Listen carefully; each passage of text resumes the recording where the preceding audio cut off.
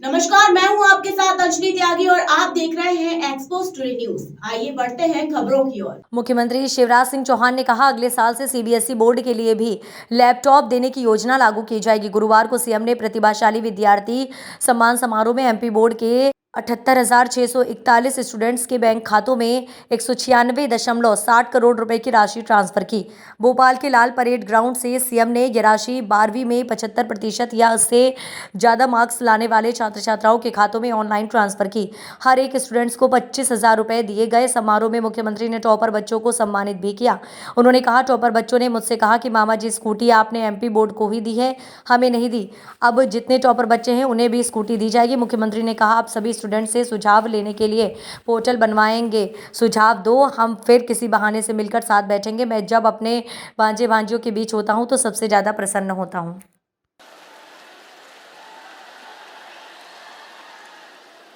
बोलिए भारत माता की, भारत माता की। और मेरे भांजे और भांजियों की अपनी जय बोलवा दी मैंने। हमारे स्कूली शिक्षा मंत्री आदरणीय इंदर सिंह परमार जी, आदरणीय वेद प्रकाश जी, भरत बैरागी जी, मोरे जी,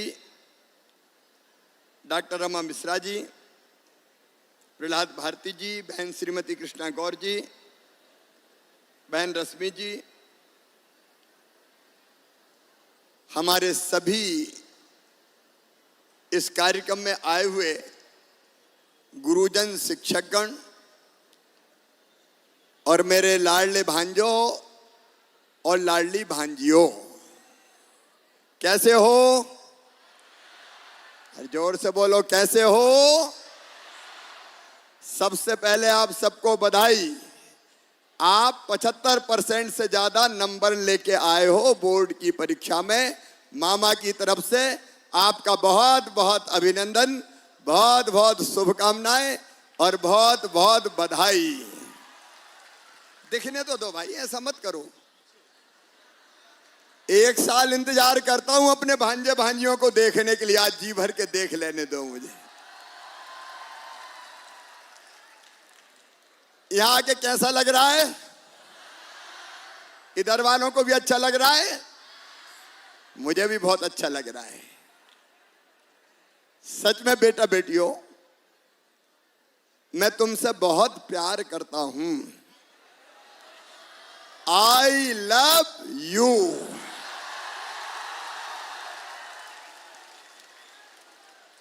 तुम भी मुझसे प्यार करते हो कि नहीं?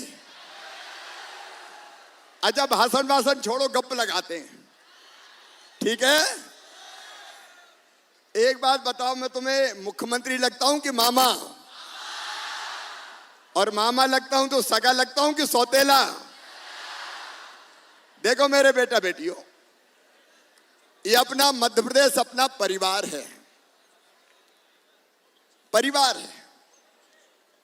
और मध्य प्रदेश में मैं काम करता हूं तो परिवार के भाव से काम करता हूं। 9.5 करोड़ का विराट परिवार अपना मध्य प्रदेश।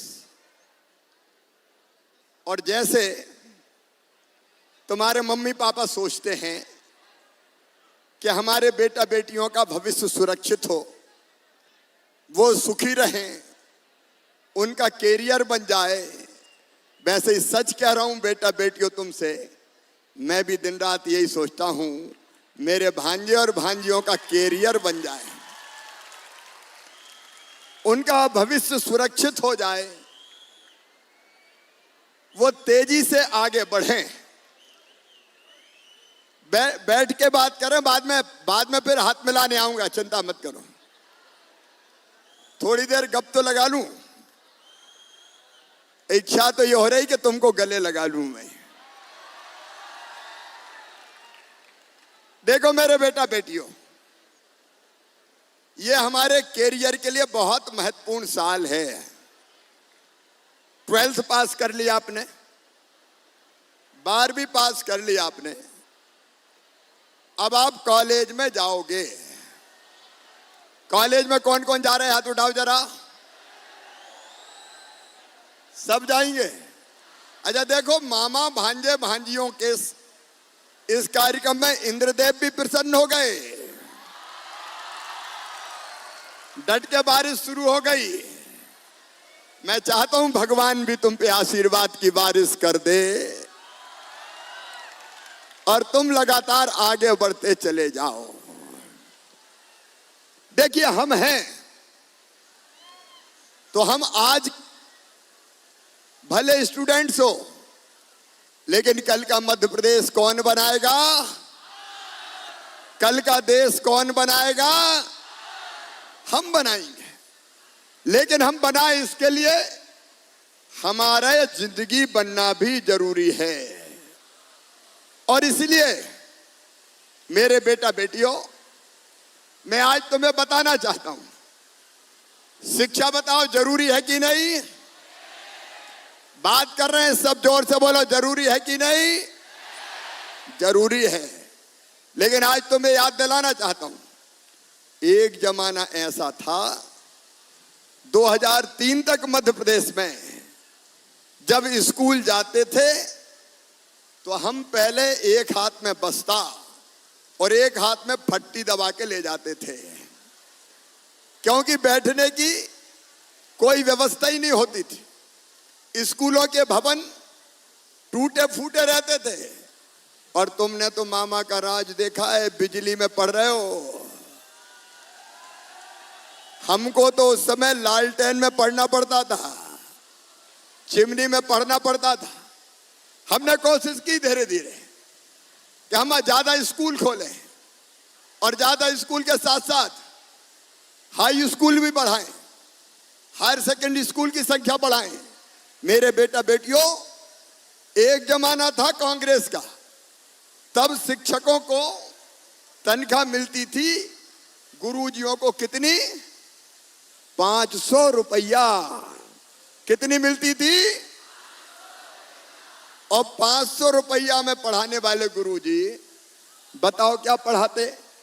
एक बार मैं एक स्कूल में गया और मैंने बच्चों से पूछा, मैं उस समय मुख्यमंत्री नहीं था, मैं सांसद था, तो मैंने स्कूल में पूछा बच्चों से, बताओ बच्चों, गंगा जी कहां से निकली? तो एक ने हाथ उठा के कहा, गंगा जी विंध्याचल में से निकली। मैंने कहा क्या गजब करते हो, गंगा जी को विंध्याचल से निकाल रहे हो। मैंने गुरुजी को बुलाया और उनसे पूछा, क्या पढ़ाई करवा रहे हो भाई? बच्चे कह रहे हैं गंगा जी विंध्याचल में से निकलती है। तो गुरुजी बोले, भाई साहब 500 रुपया में तो विंध्याचल में से ही निकलेगी,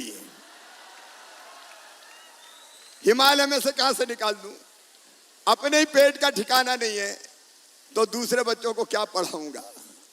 और तब हमने तय किया, जब हमारी सरकार आई, कि शिक्षकों को गुरुजी और शिक्षाकर्मी नहीं रहने देंगे, अध्यापक बना के उनको सम्मान देंगे, ताकि सब बच्चों को ठीक ढंग से पढ़ा सके और ठीक से उनको मानदेय मिल सके।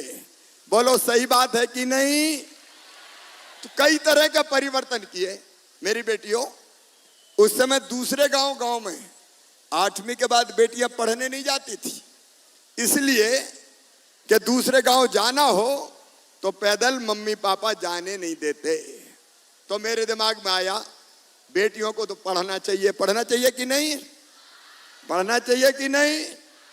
और इसलिए तुम्हारे मामा ने फैसला किया मुख्यमंत्री बनने के बाद कि दूसरे गांव अगर बेटी पढ़ने जाएगी तो पैदल नहीं जाने देंगे, साइकिल दे के कहेंगे, बिटिया साइकिल पे बैठकर जाओ। साइकिल देना शुरू करी हम। अब इसमें ताली तो बजाओ। लेकिन बाद में भांजे मुझसे रूठ गए और कहने लगे, मामा बेईमानी हो रही है, भांजियों को साइकिल और भांजे पैदल ही घिसट रहे हैं।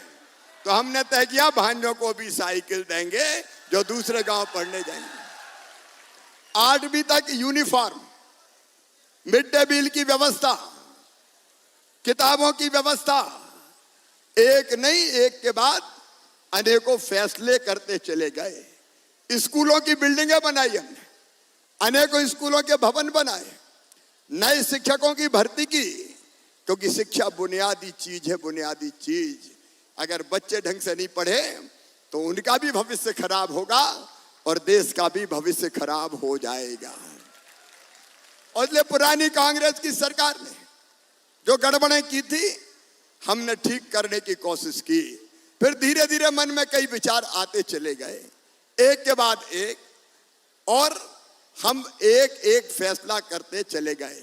जैसे मेरे मन में आया कि 12वीं पास करने वाले हमारे जितने बच्चे हैं उनको प्रोत्साहित करना चाहिए, उनको पीठ थपथपानी चाहिए, उनको आशीर्वाद देना चाहिए, ताकि बाकी बच्चों को भी प्रेरणा मिल सके।